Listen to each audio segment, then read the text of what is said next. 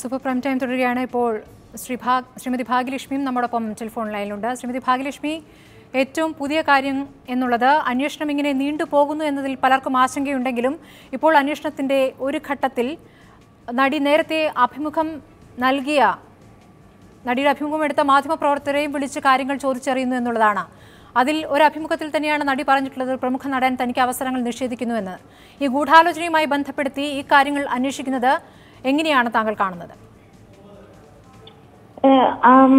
ഈ കേസുമായി ബന്ധപ്പെട്ടിട്ടുള്ള വിഷയങ്ങളിലേക്കൊന്നും തന്നെ അധികം അങ്ങോട്ട് പോകാതിരിക്കുന്നതാണ് നല്ലതെന്ന് എനിക്ക് തോന്നി. കാരണം എന്താണ് അതിന്റെ ഉള്ളിൽ നടക്കുന്നത് എന്ന് ഇപ്പോഴും ഒരു വ്യക്തതയില്ലായ്മ ഉള്ളത് കൊണ്ട് തന്നെ എന്ത് പറയണം, എന്ത് പറഞ്ഞാലാണ് ഇത് കേസിനെ ബാധിക്കുന്നത്, അല്ലെങ്കിൽ പൊതുജനത്തെ ബാധിക്കുന്നത്, അല്ലെങ്കിൽ വ്യക്തികളെ ബാധിക്കുന്നത്, പെൺകുട്ടിയെ ബാധിക്കുന്നത് നമുക്കറിയില്ല. അപ്പോൾ നമുക്ക് ആ വിഷയം വിടാം. എനിക്ക് പറയാനുള്ളത്, ഞാൻ കുറച്ചു നേരമായി ഈ ചർച്ച ഞാൻ കണ്ടുകൊണ്ടിരിക്കുമായിരുന്നു. സജി നന്ദിയായിട്ട് പറഞ്ഞത് പിന്നെ അങ്ങനെ ഒരു വിലക്കൊന്നും, പക്ഷെ ഞാനൊരു 40 വർഷമായി സിനിമ ഇൻഡസ്ട്രിയിൽ പ്രവർത്തിക്കുന്നു. അതൊക്കെ സിനിമയിൽ സ്വാഭാവികമായി നടക്കുന്നുണ്ട്.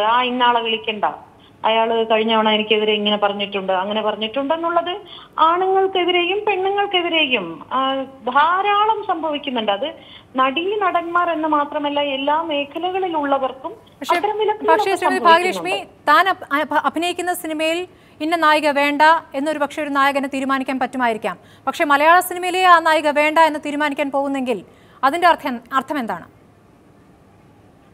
അത് ഒരു പരിധിവരെ ഒരു പിന്നെ വ്യക്തിക്ക് സിനിമാ ലോകം കൊടുക്കുന്ന ഒരു പ്രാധാന്യം തന്നെയാണ്. ഇപ്പോ എന്നെയൊക്കെ ഏതോ ഒരു ഡബിങ് ആർട്ടിസ്റ്റ് ഒരിക്കൽ പറഞ്ഞു എന്നെ വേണ്ട എന്ന് വെക്കാനായിട്ട് ഭാഗ്യലക്ഷ്മി പലരെയും വിളിച്ചു പറഞ്ഞു. എനിക്ക് അത്ഭുതം തോന്നിപ്പോയി.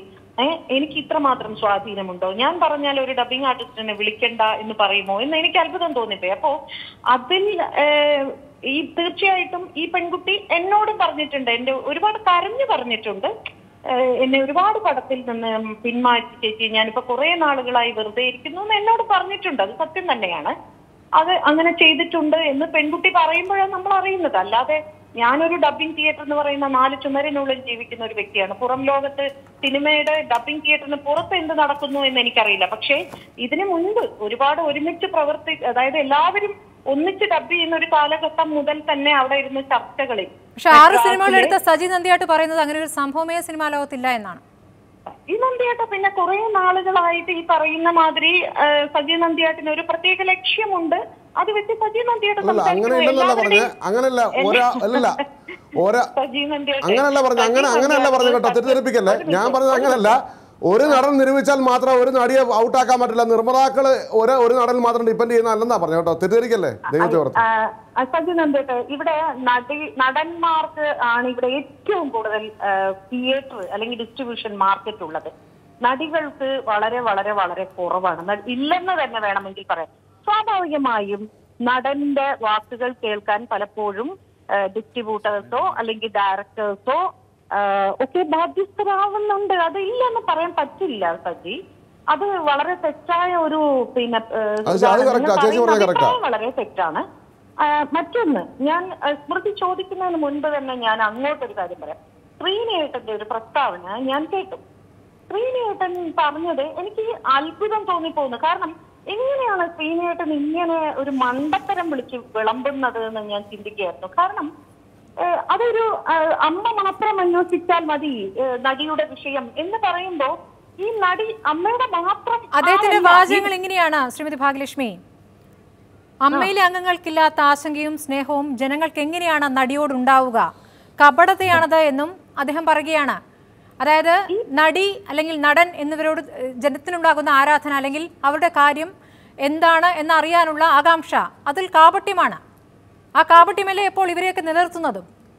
അല്ല, ശ്രീനേട്ടനെ സംബന്ധിച്ച് വ്യത്യസ്തമായ മറ്റുള്ളവർ പറയുന്നതിന് എതിര് ഒരു അഭിപ്രായം പറയുമ്പോൾ ഒരു പ്രത്യേക ഒരു അട്രാക്ഷൻ കിട്ടും, അല്ലെങ്കിൽ ഒരു പ്രത്യേക പിന്നെ ആളുകൾ ഒന്ന് ശ്രദ്ധിക്കും. അങ്ങനെ ഒരുപാട് ഞാൻ കേട്ടിട്ടുണ്ട്. ഇപ്പൊ ചിലപ്പോ എല്ലാ പാർട്ടികളെയും ചീത്ത വിളിക്കുക, അപ്പൊ ചിലവരത് ആസ്വദിക്കും, ചിലവർ. പക്ഷേ ഈ വിഷയത്തിൽ ശ്രീനേട്ടന്റെ ആ അഭിപ്രായം ഒരാള് പോലും ആസ്വദിക്കില്ല എന്ന് മാത്രമല്ല അത് ശ്രീനേട്ടനെ സമൂഹത്തിൽ വളരെയധികം തെറ്റിദ്ധരിപ്പിക്കപ്പെടും. കാരണം ഈ പെൺകുട്ടി സമൂഹത്തിലെ ഒരു പെൺകുട്ടിയാണ്. സമൂഹത്തിലെ പെൺകുട്ടി എന്ന അവസ്ഥ കഴിഞ്ഞിട്ട് മാത്രമേ ഭാഗ്യലക്ഷ്മി, ഈ നടി, ആക്രമിക്കപ്പെട്ട നടി ഇതിനുശേഷം തുറന്ന് സംസാരിച്ച ഒരു വാരികയ്ക്ക് അഭിമുഖത്തിൽ പറഞ്ഞിട്ടുണ്ട്, വാരികയുടെ അഭിമുഖത്തിൽ പറഞ്ഞിട്ടുണ്ടല്ലോ. അതിൽ അവർ പറയുന്നുണ്ട്, ഞാൻ ഈ കാര്യങ്ങൾ തുറന്നു പറഞ്ഞപ്പോൾ വിചാരിക്കാത്ത ഇടങ്ങളിൽ നിന്നാണ് പിന്തുണ ലഭിക്കുന്നത്. അത് സ്ത്രീ പുരുഷനെന്ന് ഭേദമില്ലാതെ വലിയ രീതിയിലുള്ള പിന്തുണ. സാധാരണഗതിയിൽ ഈ പെൺകുട്ടികൾ പൊതുവേ ഇങ്ങനെ ഒരു സംഭവം ഉണ്ടായാൽ മൂടിവെക്കും. ഇങ്ങനെ തുറന്നു പറയുന്നതിനുള്ള പിന്തുണ വലിയ രീതിയിലാണ് ലഭിച്ചതെന്ന്. ആ പിന്തുണയാണ് ഇന്നിപ്പോൾ പരിഹസിച്ചിരിക്കുന്നത് നടൻ ശ്രീനിവാസൻ.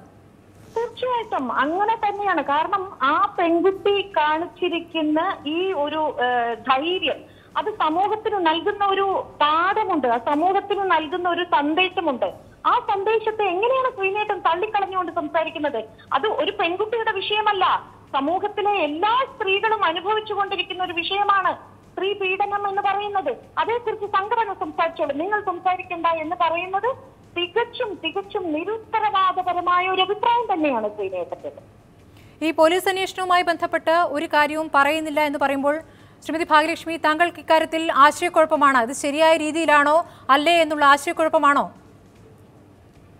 ചില ദിവസങ്ങളിൽ ഞാനൊരു സിനിമാക്കാരിയായിട്ടല്ല സംസാരിക്കുന്നത്, ഒരു സമൂഹത്തിലെ സാധാരണ സ്ത്രീയുടെ അവസ്ഥയിൽ നിന്ന് സംസാരിക്കുമ്പോൾ എവിടെയോ ചിലയിടങ്ങളിൽ തണുത്തു പോകുന്നു, പിന്നെ ഇങ്ങനെ ആളി കത്തുന്നു, പിന്നെയും തണുത്തു പോകുന്നു. അപ്പോൾ നമ്മളൊക്കെ ആശങ്കപ്പെടുന്നുണ്ട്, ദൈവമേ ഇതെവിടെ ചെന്ന് എത്തി നിൽക്കും? കാരണം ഇവിടെ ഒരു ബലാത്സംഗവും പൂർണ്ണമായി തെളിയിക്കപ്പെട്ടിട്ടില്ല, ഒരു പീഡനവും പൂർണ്ണമായി തെളിയിക്കപ്പെട്ടിട്ടില്ലാത്തത് കൊണ്ട് ആ 11-ൽ ഇത് 12-മതാകുമോ എന്നൊരു ആശങ്ക സ്വാഭാവികമായും എനിക്കുണ്ട്. ആ സംശയമുണ്ട്.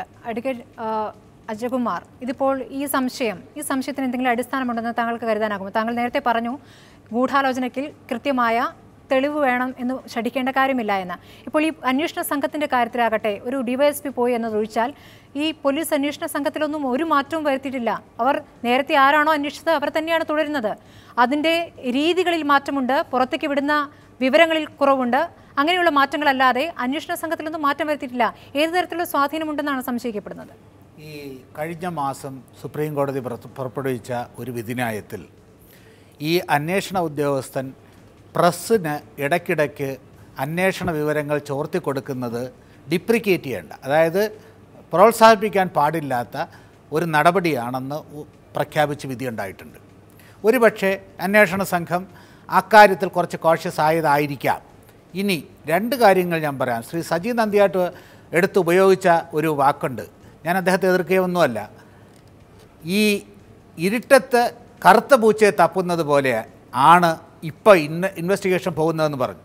മിസ്റ്റർ സജി നമ്പ്യാട്ട്, ആ പൂച്ച എങ്ങനെ പിടിക്കപ്പെടുമെന്നറിയാമോ? ഇൻവെസ്റ്റിഗേഷൻ അല്ല, നമ്മുടെ ചർച്ചയാ. അല്ല, ഇൻവെസ്റ്റിഗേഷൻ പോകുന്നത് എന്ന് പറയില്ലെങ്കിൽ നമ്മൾ ചർച്ച പോകുന്നതെന്ന് പറഞ്ഞാൽ അത് ഇൻവെസ്റ്റിഗേഷൻ്റെ ഈ ഭാഗത്തേക്ക് ഏകദേശം ഉത്തമമാണ്. ഈ വിരണ്ട പൂച്ച ഈ അന്വേഷിക്കുന്നവൻ്റെ കാലിൽ വന്ന് തട്ടിപ്പോവും. ആ ഒരു തട്ടലിലാണ് ഈ പൂച്ചയെ ക്ലിപ്പ് ചെയ്യുന്നത്. അത് ഒരുപാട് കേസുകളിൽ ഞങ്ങൾക്ക് അനുഭവമുണ്ട്. നിങ്ങൾ ഒരു കാര്യം മനസ്സിലാക്കാനുള്ളത്, ഈ ഇരയ്ക്കും വേട്ടക്കാരനും ആരാണോ ഈ ഇന്ത്യൻ ഈ സിറ്റുവേഷനിൽ തന്നെ വലിയൊരു ഡ്രാസ്റ്റിക് ആയിട്ടുള്ള മാറ്റം വരികയാണ്. ഫാളി എസ് നരിമാൻ്റെ ഒക്കെ നേതൃത്വത്തിലുള്ള ഒരു സംഘം ആളുകൾ ഈ എല്ലായ്പ്പോഴും നിരപരാധിത്വം പ്രതിയുടെ നിരപരാധിത്വം അതുപോലെ നിലനിർത്തണമെന്നും പ്രോസിക്യൂഷൻ്റെനാണ് ബാധ്യത എന്നും ഓൾവേസ് ഇന്നസെൻറ്റ് എന്ന് പറയുന്ന പ്രിസംഷൻ മാറ്റി ഇന്ത്യൻ ഭരണഘടനയിൽ ക്രിമിനോളജിയിൽ മാറ്റമുണ്ടാക്കണമെന്ന് പറഞ്ഞ് സജീവമായ ചർച്ചകൾ നടക്കുകയാണ്. ഈ ചില ഘട്ടങ്ങളിൽ അത് ശരിയാണെന്ന് എനിക്കും തോന്നുന്നുണ്ട്. കാരണം ഒരുപാട് കാര്യങ്ങൾ ഈ ആരോപണ വിധേയരായവർക്ക് എതിരെ സമൂഹത്തിൽ നിലനിൽക്കുമ്പോൾ സമൂഹം തീർച്ചയായിട്ടും അവരുടെ സംശയദൃഷ്ടിയോടെ നോക്കും. അതിന് പീഡനമെന്നോ വിഷമമെന്നോ പറഞ്ഞിട്ട് കാര്യമില്ല. നുണപരിശോധനയ്ക്ക് തയ്യാറാണെന്ന് പറഞ്ഞവർ പിന്നെ ആ സ്റ്റാൻഡ് മാറ്റി. ഇപ്പോൾ നുണപരിശോധനയ്ക്ക് തയ്യാറാണോ എന്ന് പറയുന്നില്ല. ഇതുപോലെയുള്ള കാര്യങ്ങൾ ഒന്ന് ചിന്തിച്ച് നോക്കുക. ഒന്ന് പിന്നെ ഈ പൾസർ സുനി ഈ കൂടെ മൊഴി മാറ്റുന്നു എന്ന് പോലീസിൻ്റെ ഭാഷ്യം.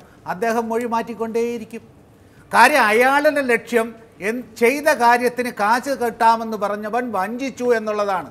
അയാൾക്ക് കാശ് കിട്ടിയാൽ അതിന് വേണ്ട ഇടപാടുകൾ അദ്ദേഹം ചെയ്തിട്ടുണ്ട്. ഈ പോലീസ് ഇനിയും അദ്ദേഹത്തിൻ്റെ മൊഴിയാണെന്ന് അന്വേഷിച്ച് പോകുന്നതെങ്കിൽ അത് കുഴങ്ങും. പിന്നെ ഈ പോലീസിനെ സംബന്ധിച്ചിടത്തോളം പൾസർ സുനിയുടെ മൊഴിമാറ്റം, പൾസർ സുനിയിലൂടെ അല്ല ഈ കേസ് കണ്ടുപിടിക്കുന്നത്. പൾസർ സുനി പുറത്ത് വിട്ട കത്തും കത്തിൽ പരാമർശിക്കുന്ന സംഭവങ്ങളും അതിൻ്റെ കോറിലേഷനും ഇപ്പം തന്നെ പോലീസ് പോയിരിക്കുന്നത് അതിൻ്റെ പുറകെയാണ്. ഇതിന് ഏതായാലും ഒരു കൊട്ടേഷൻ ഉണ്ടെങ്കിൽ ആ കൊട്ടേഷന് ഭീമമായ തുക ചെലവാക്കണം. ഏത് കോർണറിൽ നിന്ന് അത് ഇറങ്ങി എന്ന് പോലീസിന് അന്വേഷിച്ചേ പറ്റൂ. അതിലൊരു ഡയറക്റ്റ് എവിഡൻസ് കിട്ടിയാൽ വളരെ നല്ലത്. അതിനു വേണ്ടിയുള്ള ശ്രമമാണ് ഇപ്പോൾ ഇൻവെസ്റ്റിഗേഷൻ ടീം നടത്തുന്നതെന്നാണ് എനിക്ക് തോന്നുന്നത്. പിന്നെ ഇൻവെസ്റ്റിഗേഷൻ്റെ ടീമിൻ്റെ ഘടനയിൽ state of Kerala versus PB സൗരവൻ്റെ കേസിന് ശേഷം നമ്മളൊരു സ്പെഷ്യൽ ഇൻവെസ്റ്റിഗേഷൻ ടീം വന്നാൽ അത് എങ്ങനെ ചെയ്യണമെന്ന് സുപ്രീം കോടതി പറഞ്ഞിട്ടുണ്ട്. അന്വേഷണ ഉദ്യോഗസ്ഥന്മാർ അത് ശ്രദ്ധിക്കുക. അത് ആ വിധി പിന്നെ ഒരു ഇൻവെസ്റ്റിഗേഷനിലെ ഇറഗുലാരിറ്റീസ് കൊണ്ട് മാത്രം ഒരു കേസ് വിട്ടുപോകില്ല. അത് സുപ്രീം കോടതി ഉറപ്പിച്ച് പറഞ്ഞിട്ടുണ്ട്. ഇനി അത്തരം പാളിച്ചകളെങ്കിലും വരാതിരിക്കാൻ ഇൻവെസ്റ്റിഗേഷൻ ടീം നോക്കുക. ശ്രീ ബൈജു കൊട്ടാരക്കര, ഇപ്പോൾ അറിയാൻ കഴിയുന്ന ഒരു കാര്യം, 2 ആഴ്ചയ്ക്കുള്ളിൽ, അധികം ദിവസങ്ങൾ വേണ്ട, 2 ആഴ്ചയ്ക്കുള്ളിൽ ഒന്നുകിൽ ഈ കേസിൽ കൃത്യമായ പ്രതിയിലേക്ക് കാര്യങ്ങൾ നീങ്ങും, അല്ലെങ്കിൽ ഈ കേസ് അടയ്ക്കും. നമ്മുടെ ഒരു മന്ത്രി തന്നെ 2 ദിവസം, ഒരു 3-4 ദിവസം മുമ്പ്, 4-5 ദിവസം മുമ്പ് പറഞ്ഞിരുന്നു 2 ദിവസത്തിനുള്ളിൽ ഇതിൻ്റെ എല്ലാ ചുരുളുകൾ വഴിയും ഈ കേസ് പരിപൂർണമായിട്ടും ഇതിൻ്റെ തീരുമാനം ഉണ്ടാവുമെന്ന് പറഞ്ഞിരുന്നു.